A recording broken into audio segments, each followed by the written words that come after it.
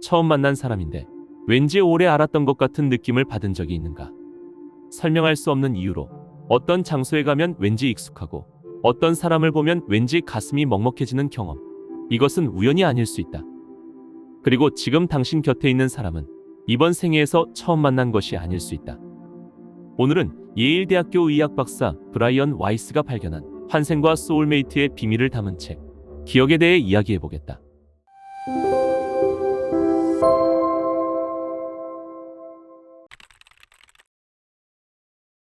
어느 날 캐서린이라는 환자가 진찰 씨를 찾아왔다.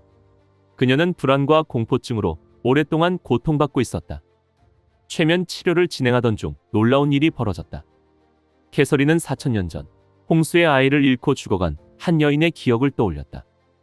캐서린의 공포증은 그 단 한 번의 치료로 거짓말같이 사라졌다. 상상이나 환상은 만성적으로 굳어진 증상을 치유하지 못한다. 하지만 카타르시스를 동반한 기억은 그럴 수 있었다. 더 충격적인 일이 있었다. 캐서린은 최면 상태에서 브라이언 와이스 박사가 아무에게도 말한 적 없는 세상을 떠난 아버지와 어린 아들에 대한 비밀스러운 사실들을 정확하게 말하기 시작한 것이다. 캐서린이 와이스 박사의 비밀을 알 수 있는 방법은 없었다. 와이스 박사는 이렇게 생각했다. 나의 아버지와 아들에 대한 캐서린의 이야기가 맞다면 전생에 대한 이야기도 맞지 않을까. 그렇게 해서 와이스 박사의 인생은 완전히 달라졌다. 엘리자베스라는 여성이 있었다. 어두운 곳에 가면 이유 없이 불안했고 수영장에 들어가는 것도 두려워했다. 전생 퇴행을 통해 밝혀진 것은 그녀가 10대 소년으로 살던 어느 전생에서 폭풍의 배에서 떨어져 캄캄한 바다에 빠져 죽었다는 것이었다. 그 기억을 떠올린 뒤 평생을 따라다니던 어둠과 물에 대한 공포가 말끔히 사라졌다. 멕시코 출신의 청년 페드로는 목과 왼쪽 어깨에 만성적인 통증을 갖고 있었다. 수많은 의사들이 원인을 찾지 못했다. 전생 퇴행에서 그가 떠올린 것은 수백 년 전 영국 병사로 살다가 스페인 군인의 칼에 목을 찔려 죽었던 장면이었다. 그 기억을 떠올린 직후 수년을 괴롭히던 통증이 완전히 사라졌다. 멕시코 세미나에 참석했던 한 여성은 등 위쪽에 10년째 심각한 통증을 앓고 있었다. 수많은 의사도 원인을 찾지 못했다. 전생 퇴행에서 그녀는 병사가 되어 전투 중에 바로 그 자리를 창에 찔려 죽는 장면을 떠올렸다. 그리고 오랜 통증은 그 자리에서 사라졌다. 우리가 이유 없이 두려워하는 것, 설명할 수 없는 신체 증상, 반복되는 관계의 패턴, 이것들은 이번 생애보다 훨씬 먼 곳에 뿌리를 두고 있을 수 있다. 전생 퇴행에서 사람들은 죽음의 순간도 떠올린다. 그런데 거의 예외 없이 똑같은 경험을 보고한다. 육체에서 빠져나온 영혼이 아름다운 빛에 이끌린다는 것이다. 캐서린은 이렇게 말했다. 구름이 보여요. 내 옆에 아이가 있어요. 마을 사람들도 보여요. 페드로는 이렇게 말했다. 내 몸 위를 떠다니고 있습니다. 수천 개의 태양보다 밝고 더 아름다운 빛이었습니다. 그러나 이상하게도 눈을 부시게 하지 않는 빛이었습니다. 그리고 오래전에 돌아가신 할머니가 아주 젊고 건강한 모습으로 다가왔습니다. 깊은 최면 상태에서 엘리자베스는 이렇게 전했다. 우리는 육체 상태로 들어올 때와 떠날 때를 선택합니다. 이 생애에서 더 이상 얻을 것이 없다는 것을 알기 때문에 죽음을 기꺼이 받아들일 수 있게 됩니다. 기억하십시오. 자신이 언제나 사랑받고 있다는 것을. 그대는 언제나 보호받고 있습니다. 그대는 결코 혼자가 아닙니다. 영혼은 한계가 없습니다. 지상의 삶은 아주 힘든 것입니다. 우리는 더 많은 것을 배우기 위해, 사랑하는 사람들을 다시 만나기 위해 끊임없이 돌아옵니다. 그렇다면 우리는 왜 이렇게 계속 돌아오는 걸까? 깊은 트랜스 상태의 환자들을 통해 전해진 메시지는 이렇다. 우리의 임무는 배우는 것입니다. 삶을 통해 신과 같은 존재가 되는 것입니다. 이 세상은 학교입니다. 우리는 배워야 할 것을 모두 배운 다음에야 졸업할 수 있습니다. 우리가 배워야 할 가치들은 사랑, 용서, 이해, 인내, 자각입니다. 우리가 버려야 할 것들도 있습니다. 두려움, 분노, 탐욕, 증오, 자존심입니다.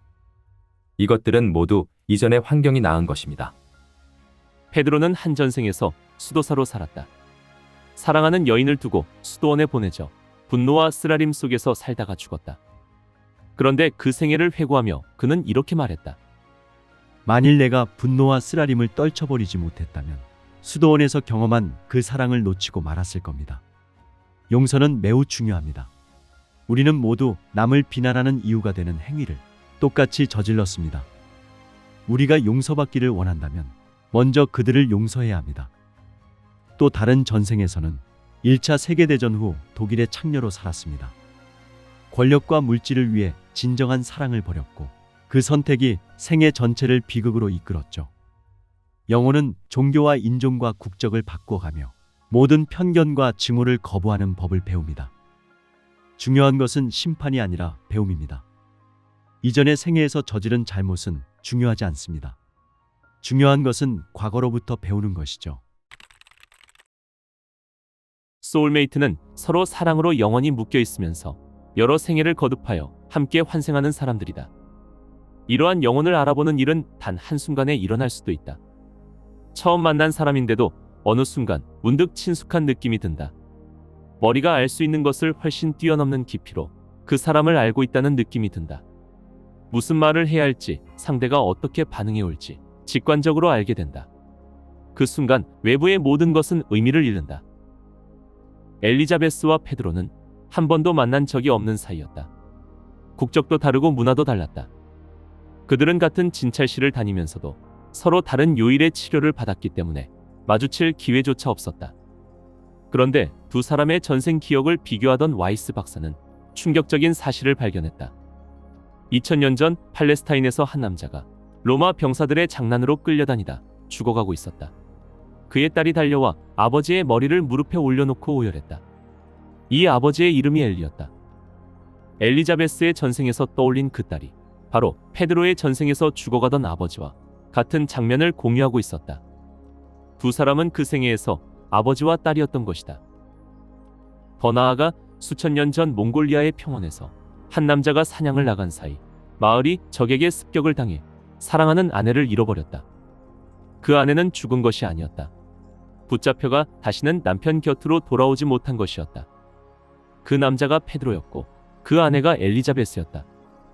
수천 년이 지나 두 영혼은 마이애미의 한 진찰실에서 다시 같은 시간을 살고 있었다. 운명은 이들을 이어주기 위해 비행기 결항이라는 사건을 만들었다.